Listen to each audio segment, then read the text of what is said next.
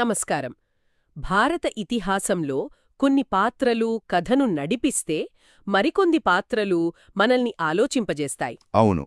అలాంటి పాత్రల్లో బహుశా అందరికన్నా ముందుండేది కర్ణుడే.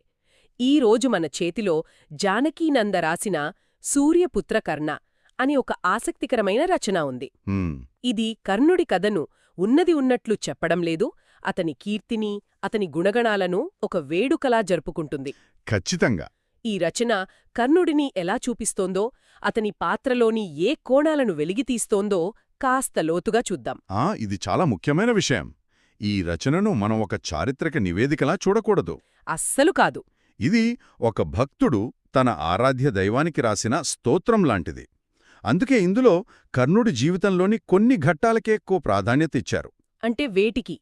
అతని దివ్యమైన పుట్టుక, సమాజంలో ఎదురైన తిరస్కారం, దుర్యోధనుడితో ఆ విడదీయరాని స్నేహం, మరియు ఇచ్చిన మాటకు కట్టుబడే అతని అచంచలమైన నిబద్ధత. అంటే ఈ రచనలో కర్ణుడు ఒకేసారి ఒక గొప్ప వీరుడు, అదే సమయంలో ఒక విషాదనాయకుడు. సరిగ్గా చెప్పారు. ఒక ట్రాజిక్ హీరో. అవును. సరే, ఆ దివ్యమైన పుట్టుక దగ్గరే మొదలు పెడదాం. రచన ప్రారంభమే చాలా శక్తివంతంగా ఉంటుంది. అవును. సూర్యుని తేజస్సును ఆయుష్షుగా తెచ్చుకొని, సూర్యుని కిరణాలను అస్త్రాలుగా చేసుకొని అంటారు. ఈ పదాల్లో ఎంత లోతుందో కదా. నిజమే. కేవలం సూర్యుడు కొడుకు అని చెప్పడం లేదు.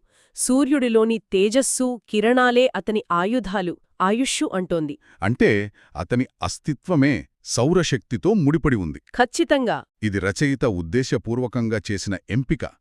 కర్ణుణ్ణి కేవలం ఒక మానవ యోధుడిగా కాకుండా ఒక దైవాంశ సంభూతుడిగా పరిచయం చేస్తున్నారు. మొదటి వాక్యం నుంచే. అతని శక్తికి, నైపుణ్యానికి మూలం లౌకికమైనది కాదు, అలౌకికమైనది అని మనసులో నాటుతున్నారు. ఆ కిరణాలను అస్త్రాలుగా చేసుకొని అనడం కూడా? అది కేవలం కవిత్వం కాదు. అతని అస్త్రవిద్య కూడా దైవదత్తమైనది, సహజ సిద్ధమైనది అనే ఒక భావనను కలిగిస్తుంది. ఇది తరువాత అర్జునుడితో పోల్చినప్పుడు కర్ణుడికొక ప్రత్యేక స్థాయినిస్తుంది. అవును. ముడే మెచ్చేలా సకల విద్యలను నేర్చి అనే వాక్యముంది. ఇది చిన్న విషయం కాదు కదా. అస్సలు కాదు. పరశురాముడు క్షత్రియులంటేనే ఇష్టపడని గురువు. అలాంటివాడు ఒక శిష్యుడిని మెచ్చుకున్నాడంటే ఆ శిష్యుడి ఏకాగ్రత, పట్టుదల, ఆ ప్రతిభ ఏ స్థాయిలో ఉండాలి? ఇక్కడే కర్ణుడి జీవితంలోని మొదటి విషాదం, మొదటి వైరుధ్యం కనిపిస్తోంది. అంటే అతను విద్య నేర్చుకున్నది ఒక బ్రాహ్మణ గురువు దగ్గర. అది క్షత్రియుల్ని ద్వేషించే గురువు దగ్గర. కాని అతను పుట్టుకతో క్షత్రియుడు. తన అసలు గుర్తింపును దాచిపెట్టి దాచిపెట్టి విద్యను అభ్యసించాడు. పరశురాముడి మెప్పు అతని ప్రతిభకు దక్కిన గౌరవమైతే, అదే గురువు పెట్టిన శాపం అతని జీవితం